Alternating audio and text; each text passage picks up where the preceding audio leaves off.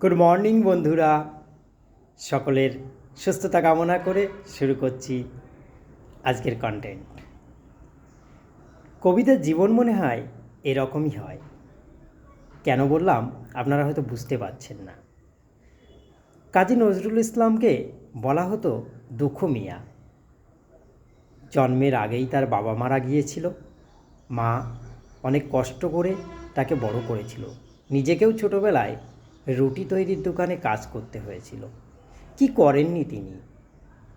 যুদ্ধ করেছেন কবিয়াল দলের সঙ্গে গান করেছেন এবং শেষ জীবনটাও যখন তিনি অথর্ব হয়ে গেলেন, যখন তার কোনো নিজের ব্যক্তিগত সিদ্ধান্ত নেওয়ার মতো ফিজিক্যাল কন্ডিশনও ছিল না, সেই সময় সদ্য স্বাধীনতাপ্রাপ্ত বাংলাদেশ তাকে নিয়ে গেল জাতীয় কবি হিসাবে সম্মান দিয়ে বাংলাদেশে চিকিৎসার জন্য। তার আগেই তার সন্তান মারা গেছেন। সেই সন্তানের দাফন কাফনের পয়সাও তার ছিল না। দৌড়ে দৌড়ে ঘুরেছিলেন তার সন্তানের দাফন কাফনের অর্থ জোগাড় করার জন্য। একজন এত বড় কবি, বিদ্রোহী কবি, আমাদের দেশের, বাংলাদেশের জাতীয় কবি, জন্ম কিন্তু আমাদেরই দেশে, বর্ধমান জেলার চুরুলিয়ায়। কিন্তু কবি নজরুলকে কেন স্বাধীনতার পর বাংলাদেশ নিয়ে গেলেন, জাতীয় কবি আখ্যা দিলেন? কারণ তিনি ধর্মে মুসলিম ছিলেন। দোষটা তার নয়, দোষটা বাংলাদেশের ধর্মান্ধ মানসিকতার।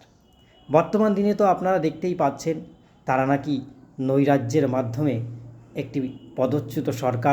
একটি সরকারকে পদচ্যুত করে তাদের দেশের রাষ্ট্রপ্রধান, মহিলা রাষ্ট্রপ্রধানের ব্রা পর্যন্ত নিয়ে নাচানাচি করছে। আসলে সেই কবিকেই সেই ধর্মান্ধ মানুষ, সেই ধর্মান্ধ দেশের জনগণ নিয়ে গিয়ে, সরকার নিয়ে গিয়ে বিদ্রোহী কবি উপাধি দিলেন,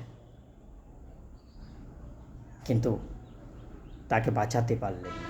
যাই হোক, যেটা বলছিলাম, তার সন্তানের মৃত্যুর পর দাফন কাফনের পয়সা ছিল না, অর্থাৎ সৎকারের পয়সা ছিল না। দৌড়ে দৌড়ে ঘুরছেন কবি পয়সার জন্য। এই সুযোগ ব্যবহার করলেন একজন সম্পাদক। কবিকে বললেন, এক্ষুনি আমাকে একটি গান লিখে দাও। কবি লিখলেন একটি গজল, বাগিচায় বুলবুল আর দেবে না দোল, যেটা বর্তমানে রিল হিসাবে ভাইরাল। এটা একটা গজল।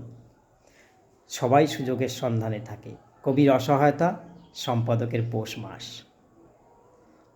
আসলে এরকমই আমরা হই মনে হয়।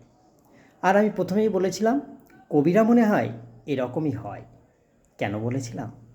কবি জীবনানন্দ দাশ, যাকে বলা হয় রূপসী বাংলার কবি, কবির জন্ম কিন্তু বাংলাদেশের বরিশাল জেলায়।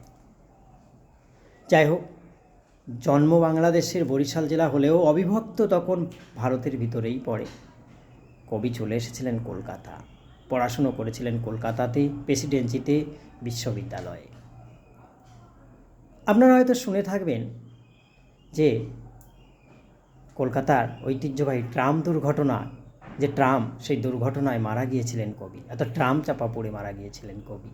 বললাম না, কবিরা মনে হয় এইরকমই হয়। ট্রাম চাপা পড়ে আর কেউ কোনোদিন মারা যায়নি। ট্রাম এত আস্তে চলে, ছুটেও আপনি উঠতে পারবেন চলন্ত ট্রামে। কিন্তু ওই যে কবিরা মনে হয় এরকমই হয়। তারা ভাবুক হয়, তারা ভাবে সমাজকে, মানুষকে কীভাবে, সমাজকে, মানুষের প্রতিবিম্বকে মানুষের সামনে লেখনীর মাধ্যমে তুলে ধরা যায়। আর সেই কবি জীবনানন্দ দাশ, রূপসী বাংলার কবি, যিনি লিখেছিলেন সাতটি তারার তিমির, যিনি লিখেছিলেন ঝরা পালক, যিনি লিখেছিলেন ধূসর পাণ্ডুলিপি, যিনি লিখেছিলেন বাংলার মুখ আমি দেখিয়াছি, তাই আর খুঁজিতে যাই না পৃথিবীর রূপ, সেই জীবনানন্দ দাশও, সেই কবিও মারা গেলেন কিন্তু ট্রাম দুর্ঘটনায়। সেই কবির কখনো কোনো চাকরিতে তিনি থিতু হতে পারেননি। একটির পর একটি চাকরি ছেড়েছেন, কাজ না পেয়ে এজেন্টের কাজও করেছেন। তার মৃত্যুর পর 1955 সালে কবি মারা গেলেন। কবির প্রায় 26টি উপন্যাস, 121টি কাব্যগ্রন্থ বেশিরভাগই তার মৃত্যুর পরেই প্রকাশিত হয়েছিল। কবি সাহিত্য একাডেমি পুরস্কার পেয়েছিলেন 1955, কিন্তু কবি মারা গিয়েছেন তার আগে।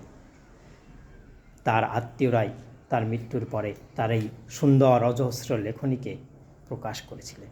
কবি কিন্তু স্বীকৃতি পেয়েছেন মৃত্যুর পরেই। ওই যে বললাম, কবিরা মনে হয় এরকম হয়, আর আমরা মনে হয় এরকমই হই, স্বার্থপরই হই। ভালো কিছুকে প্রথমে ঠিকঠাক আমরা নিতে জানি না। কবির মেয়ে যখন মারা গেলেন, মঞ্জুশ্রী, যিনি তার বাবাকে নিয়ে থিসিস করেছেন, সেই একজন বিখ্যাত কবির মেয়েরও সৎকারের টাকা ছিল না। আমাদেরই বাঙালি কলকাতারই দুজন সহৃদয় ব্যক্তির সহযোগিতায় সে মেয়ের সৎকার হয়েছিল। কবিটা মনে হয় এরকমই হয়।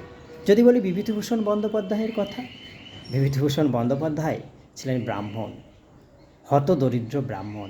মনে আছে আপনাদের সেই অপু আর দুর্গার কথা? দুর্গা তো মারা গেল, জোয়ার আর সারল না। রিসেন্ট দুর্গার ভূমিকায় অভিনয় করা সেই অভিনেত্রীও মারা গেলেন। আসলে কবিরা এরকম হয় বলেই দারিদ্র্য মনে হয় তাদের পিছু ছাড়ে না। আর আমরা এরকম হই বলেই আমরা কিছু না করেও সমাজসেবকের উপাধি পাই আর জনগণের কোটি কোটি টাকা মেরে খাই। আমাদের বিচার নেই, আর কবিরা মনে হয় এরকমই হয়। ধন্যবাদ আমার কন্টেন্ট দেখার জন্য। ভালো থাকবেন সবাই। দেখা হবে আবার নতুন ভিডিও নিয়ে।